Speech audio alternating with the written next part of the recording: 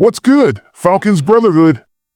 The NFL draft's creeping up on April 24th, and Atlanta's got us all on edge. Nobody knows what's cooking in that front office. Last year, they blindsided us with Michael Penix Jr. at number 8, fresh off signing Kirk Cousins to a mega deal. Now, the rumor mill's churning again, with edge rushers on everyone's lips for pick 15, unless they zag and go offense. But hold up, because there's a wild twist. Bleacher Report's floating a trade that could send Kyle Pitts, our Pro Bowl tight end, to the Eagles. Yeah, you heard me, Pitts on the move? I'm diving deep into both stories, tying them together, and trust me, you'll be glued to this one. Drop your takes in the comments, and let's unpack this Falcons roller coaster, because Atlanta's future is hanging in the balance. But first, if you're a true Atlanta Falcons fan, don't wait. Hit that like button, subscribe, and turn on notifications. Only 1% of viewers actually subscribe. Let's change that. A small action that makes a huge difference. Draft speculation, edge or offense at 15? Let's kick it off with the draft buzz. It's April, and mock drafts are flying like confetti. The Falcons sit at number 15, and the vibe's screaming defense. Experts like ESPN's Mel Kiper are pounding the table for an edge rusher. Think Georgia's Michael Williams or Texas A&M's Shamar Stewart. Why? Our pass rush is a ghost town. Arnold Ebiketti's got juice, but we're scraping by with 25 sacks last season, third worst in the NFL. Williams could be the guy, 4.5 sacks and 24 despite an injury, a lightning first step, and run-stopping chops that'd pair nasty with Lorenzo Carter. Stewart's a 6 feet 6 inches freak, but his 3-sack college stat line raises eyebrows. Too raw for 15? Some say grab a corner like Notre Dame's Benjamin Morrison, but edge feels like the move. This draft stacked with them early. Here's the curveball. What if Atlanta flips the script? They told offensive coaches to skip the combine, focusing only on defensive interviews, yet they've hosted wideouts like Miami's Xavier Restrepo and O-linemen like LSU's Will Campbell. Are they bluffing? This draft's edge depth, LSU's Princely Umambulin, Penn State's Abdul Carter, means they could trade back to, say, 20, snag a pass rusher, and stack mid-round picks they're missing, no third or fourth this year. Or maybe they shock us again. Imagine nabbing Ohio State's Emeka Egbuka to juice up Penix's arsenal. Fontenot's a poker player, nothing leaks until the clock's ticking. Could they finally draft a bulldog like Williams after years of passing? Trade back for value? Go offense to double down on Penix? It's anyone's guess, and that's got me hyped. Pitts trade rumors, Eagles swooping in? Now, let's talk that Pitts bombshell. Bleacher Report's Brad Gagnon says Philly's eyeing our tight end to replace Dallas Goedert, who's carrying a $15 million cap hit in 25 they don't want to pay. The pitch? Goedert plus a 2025 or 2026 third-rounder for Pitts and maybe a late pick. Pitts' $10.8 million fifth-year option's a bargain compared to Goedert, and with just 1 year left on his deal, Philly gets flexibility, no long-term strings. For Atlanta, it's a head-scratcher that's got my blood boiling.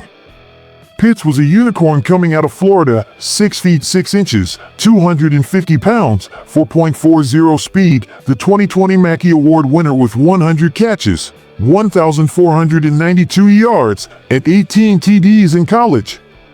Lance Zierlein called him a Calvin Johnson-Tyreek Hill hybrid, game-changer vibes.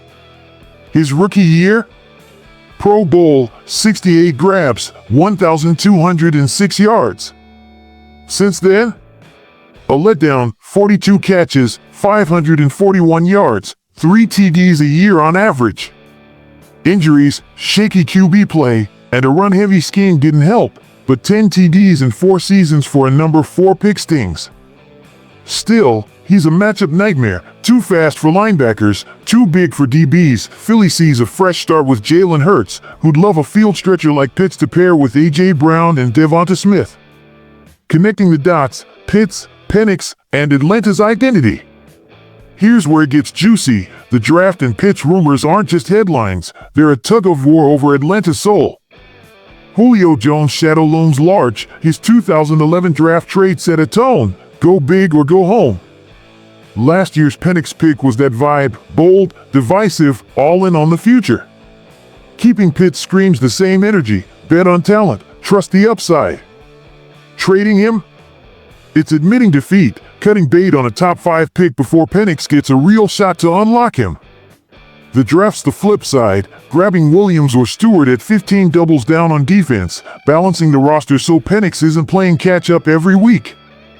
Go offense instead, say, Booker or Campbell, and you're building a castle around your young QB, Pitts included. Picture this, Atlanta keeps Pitts, drafts Williams, and Penix steps up in 25, think 3,800 yards, 25 TDs, with Pitts hitting 900 yards in London at 1,200.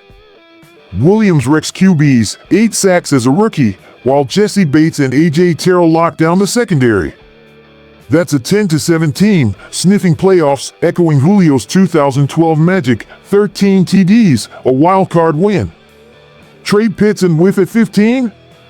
It's 6-11, fans grumbling, and another what if. Julio taught us to swing for the fences. His 300-yard Carolina game in 16 wasn't safe, it was fearless. Pitts is that swing, the draft's the foundation. Blow either, and we're stuck in neutral. Why it matters, Atlanta's crossroads. Zoom out, this is bigger than one pick or trade. Atlanta hasn't sniffed the playoffs since 2017, and fans are starving for hope. Penix is the bet, 3 starts, 750 yards, 6 TDs showed he's no fluke. Pitts, even at his worst, pulls double teams, opening lanes for London and Bijan Robinson. Trading him for Goddard feels like swapping a sports car for a minivan, functional, not thrilling. The draft's our chance to fix the D. 25 sacks won't cut it against Tampa's Baker Mayfield or Philly's Hurts. Williams or Stewart could be our Aaron Donald, a cornerstone for years. Go offense, and you're banking on Penix to Pitts becoming Mahomes to Kelsey, high risk, high reward. The Eagles deal's tempting, Goddard steady, that pick adds depth, but it's a trap. Pitts at $10.8 million is a steal, Goddard at $15 million's a headache. Philly's got 20 picks in 2 years, they can afford to gamble.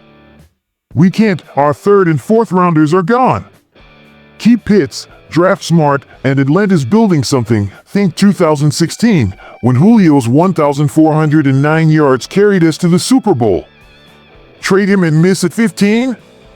It's 2019 all over again, 7-9, no direction, just vibes. Your call, Pitts stays or goes?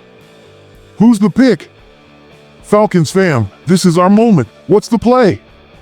Keep Pitts and roll the dice on his upside with Penix? Trade him for Goddard and a pick, banking on Fontenot's draft magic?